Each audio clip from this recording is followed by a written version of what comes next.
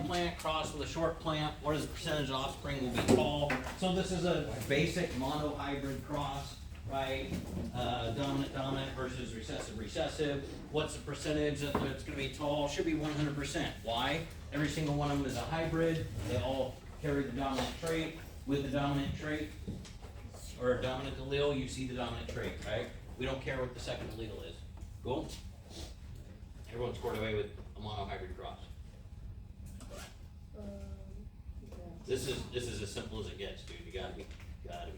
Number 2, round seed shape, dominant to wrinkled. Plant that is heterozygous for round. Cross the plant that is homozygous for round. What percentage of the offspring? So you've just got to be able to, again, use the terms. Heterozygous means what? Not opposite, but different alleles, right? So it has one of each allele. So it's going to be a dominant and a recessive being crossed with a homozygous dominant. When they tell you dominant is round seed is dominant to wrinkled, well then write yourself a little key so that you don't forget, right? Then you just do the Punnett square. 50% of the offspring will be homozygous dominant, right? We could ask you what percent will show the dominant trait though. What percent will show the dominant trait? In this cross right here, what percent shows the dominant trait? 100%, right? They all have the dominant allele, they will all show the dominant trait, right? We could ask you, what is the ratio dominant to recessive? Like which, if we ask you the ratio in this cross of dominant traits to recessive traits, it'd be a 1-to-0 ratio. If we asked you, what about the genotypic ratio for this? You should be able to say, okay, it's a 1-to-1, right? All of those questions are fair off of just this little thing right here. So again, I don't want you guys to memorize anything. Know these things, understand them, right? And be able to interchange all of the different vocabulary that describes the same thing,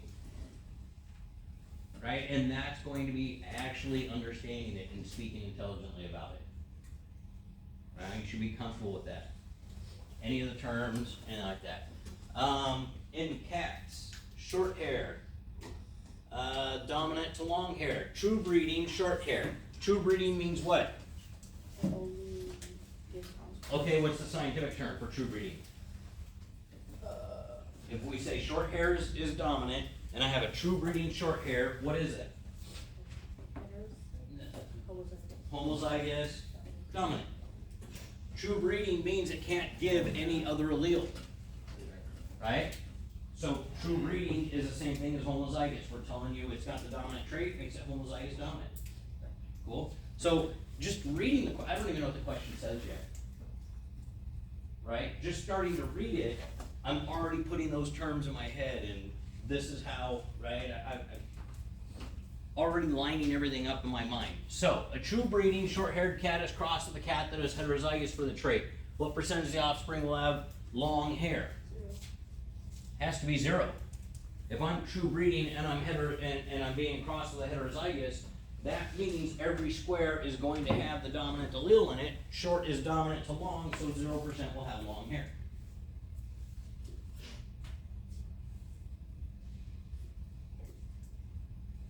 Am I losing anybody? Because this should be possibly even 7th grade biology, right? Please tell me you did this in 7th grade. That's what I'm talking about. I don't know about the rest of you. But you should have done this in 9th grade, right? Oh, no, we didn't. Yes, you did. No, we didn't. Yes, you. I remember doing Yeah. Who'd you have for science? I wasn't here. I was in another school. That's why. You ran out. You guys did this. I was online. I don't even. Oh, you guys are COVID kids. I forgot about that. COVID was a whole nother ball game. Let's see. Purple dominant to white. Homozygous dominant purple plant. What gametes would be produced? What about a plant that is heterozygous? All we're asking you now is how the alleles on the chromosomes get separated. If you're homozygous purple, well, then what gametes can you produce? Dominant, right? That's it. That's all you can give is the dominant allele in your gamete. Can't give anything else. What about a plant that is heterozygous? Heterozygous, right? 50% of their gametes are going to have the dominant allele. 50% of their gametes are going to have the recessive allele. Yes, no?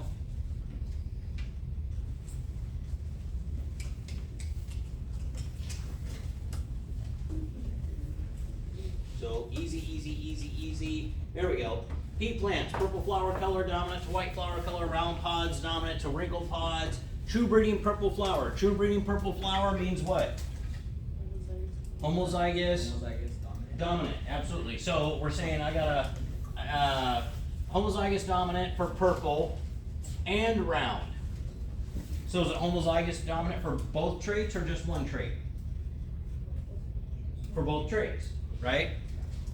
And it's crossed with a true breeding white flower. Okay, true breeding white means it is homozygous recessive, and wrinkled pods, again recessive, right? So it's homozygous recessive for both traits. What will the resulting F1 generation be? Don't do a Punnett square. Well, okay, I have homozygous dominant for 2 traits being crossed with homozygous recessive for 2 traits. That means every single offspring will be heterozygous for both traits, or hybrids, right? It's just bam, that's it. That's all you gotta, it's just thinking about that. This is all this can give is PR. This is all this can give is recessive PR. That means 100% have to be hybrid. And if you can start associating these things quickly, yeah, you don't have to do Punnett squares. It's great. Pea plants, purple dominant to white again, round dominant to wrinkled. If a plant is heterozygous for both traits, is self-crossed, what will the phenotypic ratio of the F1 generation be? Oh, this is a dihybrid cross. Because it's heterozygous for both traits, that means it's a hybrid for both traits. We're talking about 2 traits. That makes it dihybrid. What did I tell you a dihybrid cross is? 9 to 3 to 3 to 1. Right? As soon as you read and you understand that this is dihybrid, you already know what's going on. Right? You don't even need to Punnett square that. Cool, that's one of those ratios I told you, you just have to know it. 9 to 3 to 3 to 1. 9 to 3 to 3 to 1. And a dihybrid cross. And you could do that if you wanted. But nope. Alright, what is meant by the term true breeding? Again, true breeding just means it can't give another allele. It means it is homozygous for whatever trait we're talking about. It could be homozygous dominant or it could be homozygous recessive. True breeding, purebred, homozygous, all the same thing. Differentiate between the P, F1, and F2 generations. P generation is the parental generation. This is generally, when we start looking at generations, this is usually a true breeding pair for simple Mendelian genetics. The F1 generation is the hybrid, the mix of the P generation, right? And F2 is a self-pollinating member of the F1 generation. That's it. So you got grandparents, parents, children. That's it. That's all we're saying. Cool. Difference between an organism's genotype and phenotype. Genotype is the allele makeup. The phenotype are the characteristics that's expressed because of the genotype. Simple definitions, right? You're good with that? And again, stop me if you need me to stop.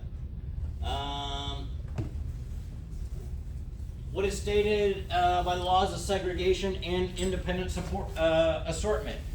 Law of segregation, the alleles are going to separate. You're going to get a parental and a maternal allele in each of the gametes. Independent assortment means because you get parental chromosome 1 or paternal chromosome 1 does not mean you're getting paternal chromosome 2. And it does not mean you're getting maternal chromosome 2, right? It's all of it independently assorts from each other, neither resulting chromosome and gamete dictates what other chromosome is going to show up.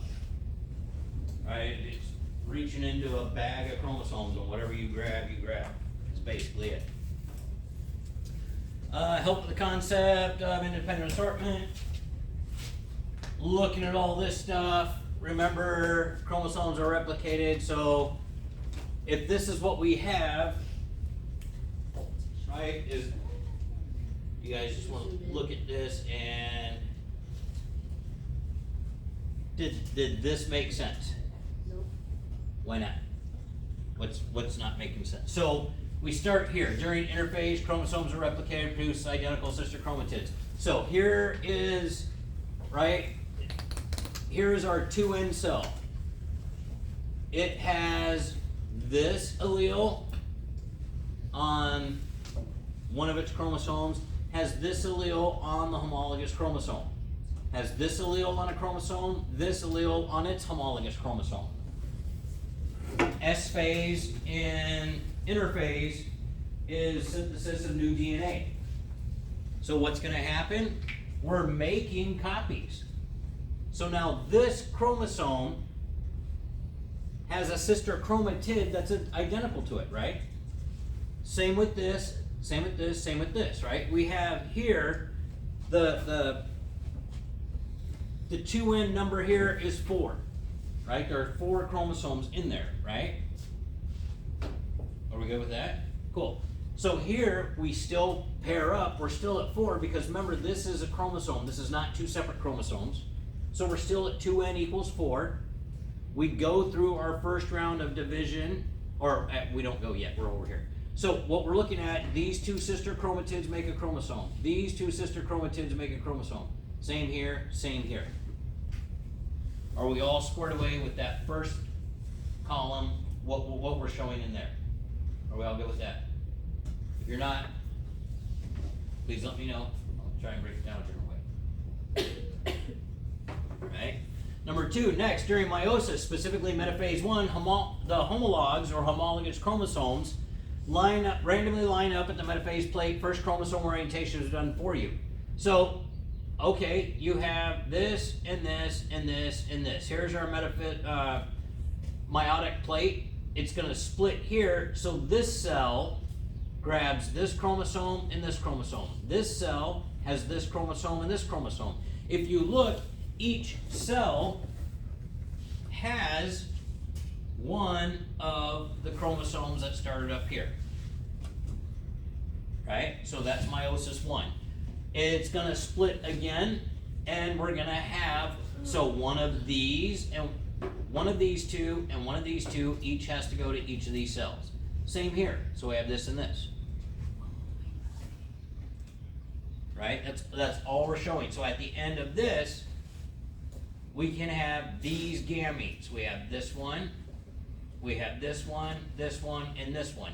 This one over here, we're going to go with this. So another way the homologs can align on the metaphase plate, determine second orientation. So here, right, you can have, instead of dominant and dominant, it could be recessive and dominant, dominant and recessive, right? They're switched. So instead of the dominance being on the left side and the recessives on the right, it can be flip-flopped. It could be recessive for B, dominant for R, dominant for B, recessive for R. We could have written this the other way.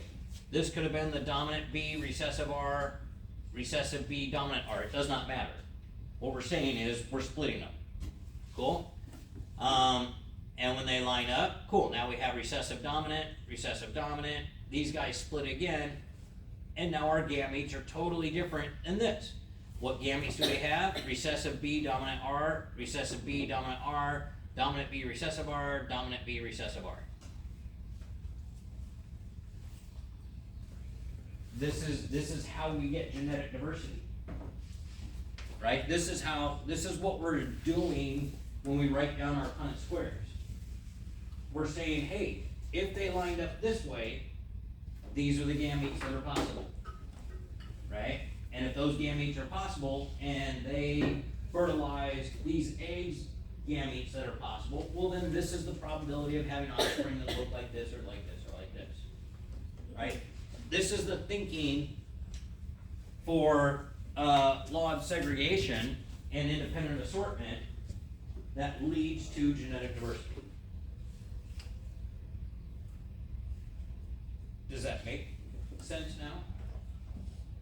It's nothing, this is nothing you're ever going to have to perform on an AP exam or anything like that. We're just asking you if you can see in your mind the concept, how the chromosomes are going to align and separate.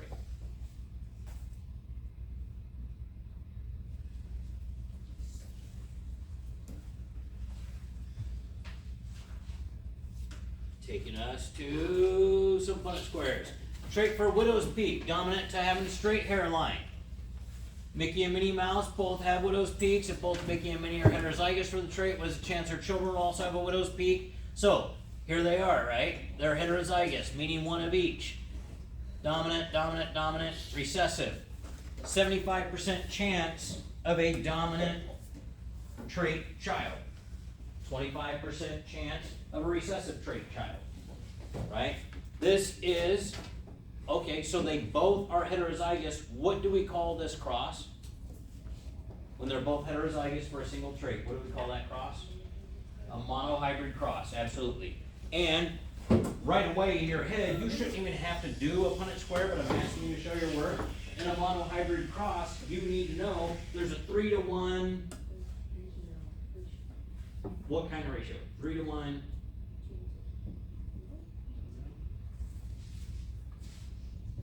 No, yeah, phenotypic. You said geno, right? Yeah.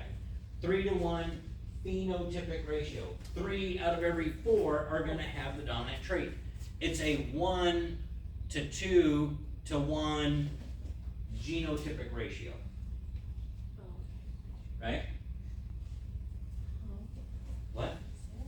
It's a 3-to-1 phenotypic ratio. 3 are going to show a dominant trait. 1 will show a recessive trait.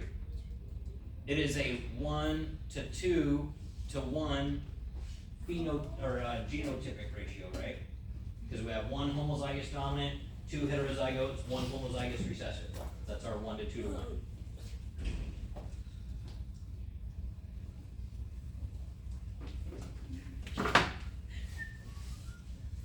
Dimples, dominant trait.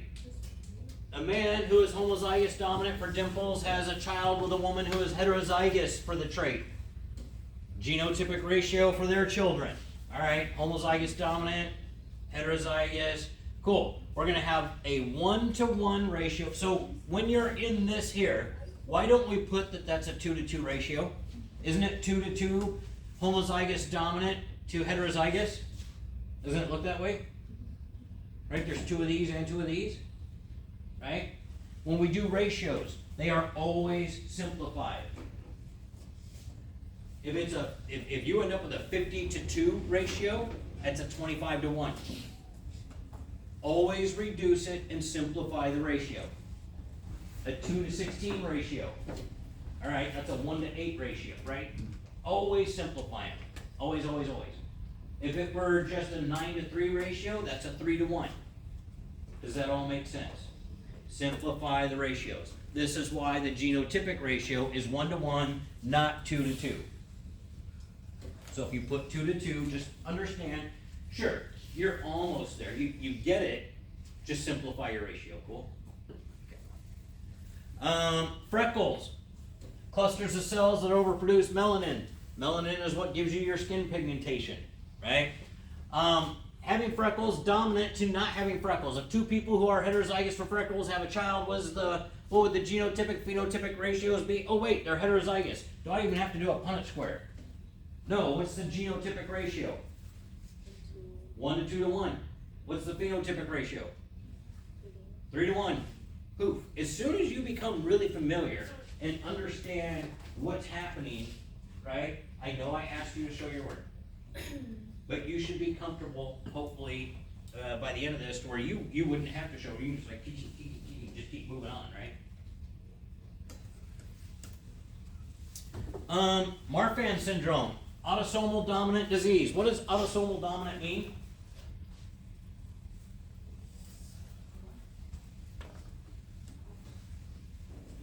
You have 2 types of chromosomes in your cells. You have autosomal chromosomes, and you have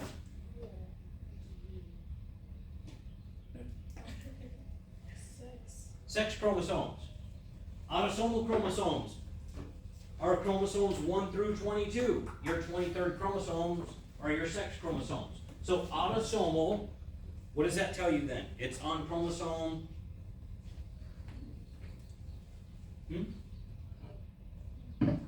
1 to 22 somewhere, right? We haven't told you which chromosome, but we said it's autosomal. Okay, then it's 1 to 22.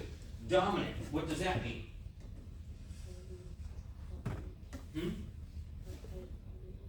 Okay, it's dominant, but what does that mean? If you have an autosomal dominant disorder, how many chromosomes do you have for each one? You have 2, right? 2 number 1s, 2 number 2s, 2 number 3s. If you have an autosomal dominant disorder, that means as long as that coding is there on one of the chromosomes, you have the disorder. Right? You have a healthy chromosome number 1 and a goofed up chromosome number 2, right? But because it's a dominant trait, when you have that mutation or whatnot, that is what's going to be read, and you have the disorder. That's all we're saying. All you need is one bad copy, and you have Marfan syndrome. Right on? Cool. Yeah, parts connective to yeah. Connective tissues aren't right, you get longer fingers, junk like that, Okay. A couple is interested in having a child but suspect that one of them has the disease. They're worried about passing the disease to their children, so they do go to a genetic counselor for advice. Use the image below to help you determine the parent's genotypes, then determine the probability that if they have a child, the child will have Marfan syndrome. We look at the little diagram here. We have an affected parent. Unaffected parent. What would the genotypes be? We're using M here. I don't like using M that much, but if this, what is this parent's genotype? This parent is heterozygous. Oh, so so when we say heterozygous, we don't need the dominant or recessive, right? Because heterozygous just means one of each, right on? So heterozygous, so this parent is heterozygous. What is this parent? Homozygous recessive. Cool? Alright, now you're doing a cross between a heterozygote and a homozygous recessive. We should end up with a 50-50, right? If they have a child, 50% chance child will have Marfan syndrome. That's it. Because if you get the bad gene, you are getting Marfan syndrome. We good?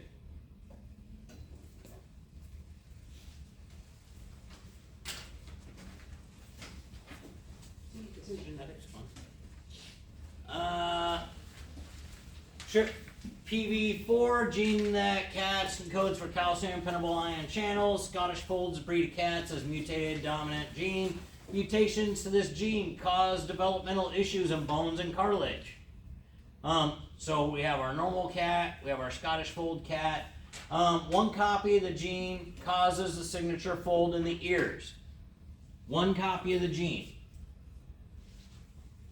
Does that make it a dominant or a recessive trait? One copy of the gene gives you the disorder. Is that a dominant or a recessive trait? Dominant trait. So already in your head, you should be like, okay, so it's a dominant trait here.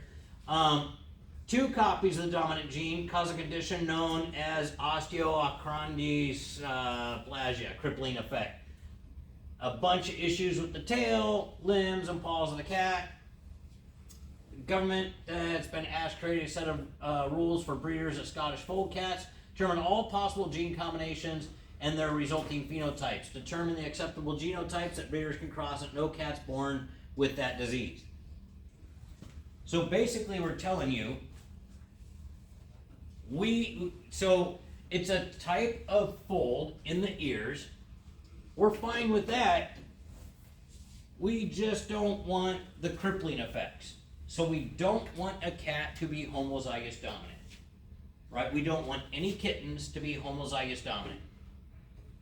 So this is all we have. If you have any homozygous dominant cats, and even if they breed with a heterozygote, you're going to have diseased kittens, right?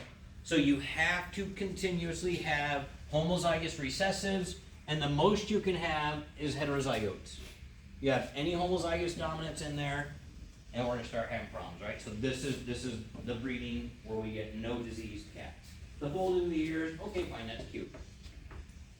Crippling the cat, not as cute.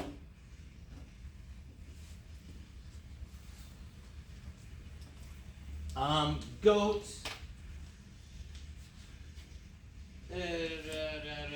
So reading about the goats, polled or no horn trait. P dominant to the horn trait. Another goats are wattles, hair-covered structures on their necks. If they don't have it, having wattles dominant to not having it. Breeder crosses a polled wattled male goat with a polled wattled female goat. Some of the offspring have horns and no wattles. Knowing this, what are the genotypes of the male and female parental goats? Did you guys have problems with this or not?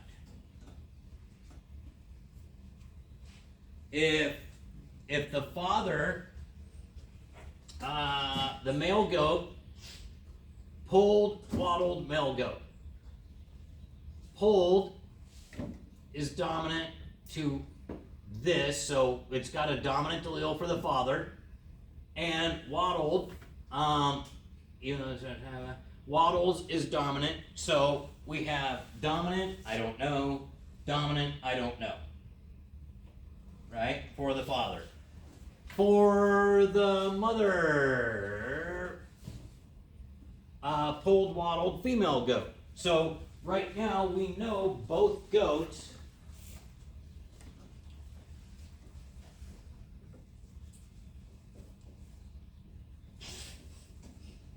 are this, right? Knowing this, some of the offspring have horns and no wattles. So some of the offspring have horns and no wattles. Meaning they're homozygous recessive for both traits. If that's the case, what does that tell you the parents have to be? How do we get a recessive trait? If one parent has the recessive trait and one doesn't, will the offspring have the recessive trait?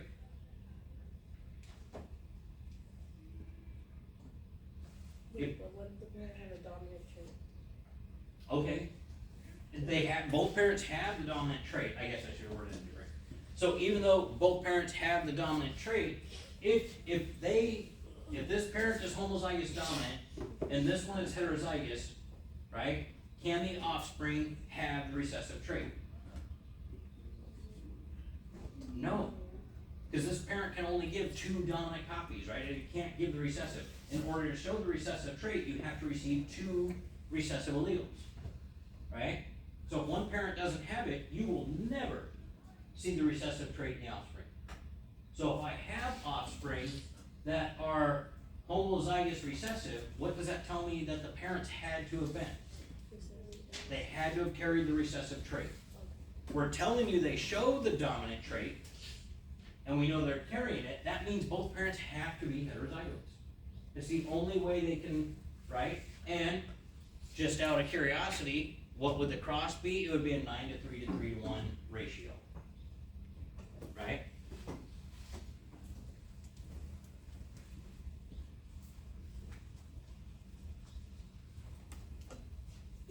Were you guys fine with that one?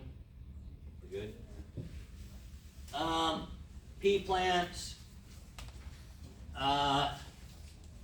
If you were to cross this guy with this guy, what proportion of offspring would be wrinkled, yellowed seeds? What proportion would be ground? So you would have to actually do this Punnett square. if you didn't know the fork line method, and I don't think I'm gonna run over the fork line method, just make the Punnett square real quick. What you do not need to make a 16 square Punnett square. If you realize that, oh, well, all this one can give is a recessive allele, all this one can give is a recessive allele, you can set it up as a 2x2. Right? If there's no difference in what they can give, there's no reason for writing it down multiple times. If that's all they can give is that recessive trait or that dominant trait, okay, then there's one possible combination. You don't have to repeat things that are the same. Does that make sense? It's a little shortcut you can take. Number 8. Pea plants, purple dominant to white, yellow dominant to green. Flower color and seed color heralded independently. Cross is done between two plants of unknown genotypes, and the results of the plants are analyzed.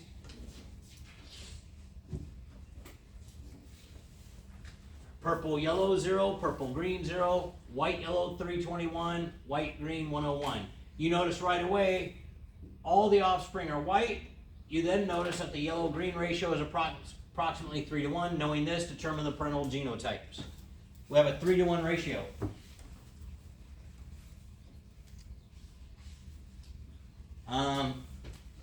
Purple dominant to white, yellow dominant to green. A cross is done between two plants of unknown genotypes. The results of the F1 are analyzed. This is our F1. White, yellow, white, green. Is white dominant or recessive? Recessive. Recessive. And if all we get are the recessive traits, what does that mean the parents had to be? Dominant. Or homozygous. Homozygous? No, Recessive. If all the offspring are recessive, and that's the only way you get it is one from each, right? So they're homozygous recessive for flower color, but the green and yellow is the 3:1 ratio. In order to get both traits, you have to be able to get recessive. So they both, at the best is they have to be heterozygotes. The 3:1 ratio is a monohybrid cross, right? So even though we didn't get the first trait, any difference in there, what we do know about the second trait is it's a monohybrid cross because we got the 3:1 ratio. So I know the parents are homozygous recessive for color of the flower and heterozygotes for the seed. And again, that is just being familiar with the terms and envisioning what this really means. Did this give anybody fits? It can be a little intimidating at first reading this, and it's all this freaking crazy vocabulary coming at you and trying to word it right. Become familiar with it. Just use it in your regular language if you can. What? Check on the cabinet in the back by the door. See if I have any more. A second cross is done between two plants of unknown genotypes possessing the same traits as in problem 8. The result of the F1 generation is right there. So purple, yellow, purple, green, white, yellow, white, green.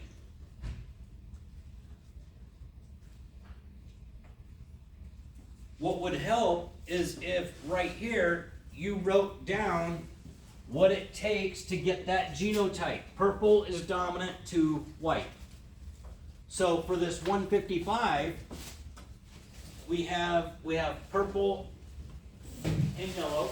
So I know for that group of 155, those guys have to be this. I don't know what the second trait is. Right? To get purple green, I know those guys are this. They have to be. Right? Yellow is dominant to green, correct? Yes, no? Is it? I can't remember. Is that what it says on your paper? Sometimes I forget. That's 146. And, what was that, white, yellow? Well, white has to be this, yellow is this, and that's 52. And then white, green. This one here is 40. There's a couple ways your little brain might work to fix this, or to solve this, right? You could add them all up. If we add them all up, 155 plus 146 is, and 52 and 40, so we end up with a total of 11, 13, 10, 19, 393. Wait, that's not 40, it's supposed to be 49. Oh, it's 49? My fault, that's gonna change my math. That's 402. It's how many? 402. 402. So, if you're like, okay, 402. I have a total of 402 offspring.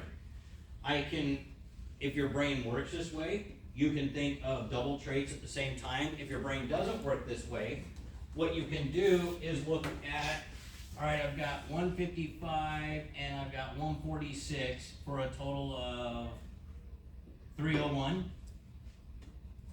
Yes, no?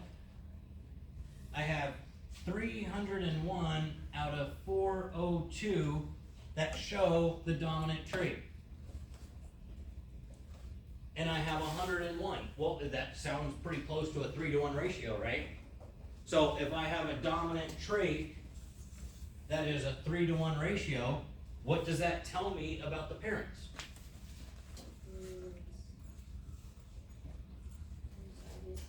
Hmm? It should be heterozygous. They're heterozygotes, right? That's how a monohybrid cross gives us a 3-to-1 ratio, right on? So just looking at that, being like, oh, the dominant trait is 3-to-1, cool. So I would imagine they're this. All right, for the yellow, 52 and 49, are they pretty much the same number? Yes. Yeah. So what kind of ratio would we say that is? A 1-to-1 ratio. So they have a 1-to-1 ratio. What type of cross gives us a 1-to-1 ratio? A homozygous recessive and a heterozygote. Right? So, homozygous recessive and a heterozygote.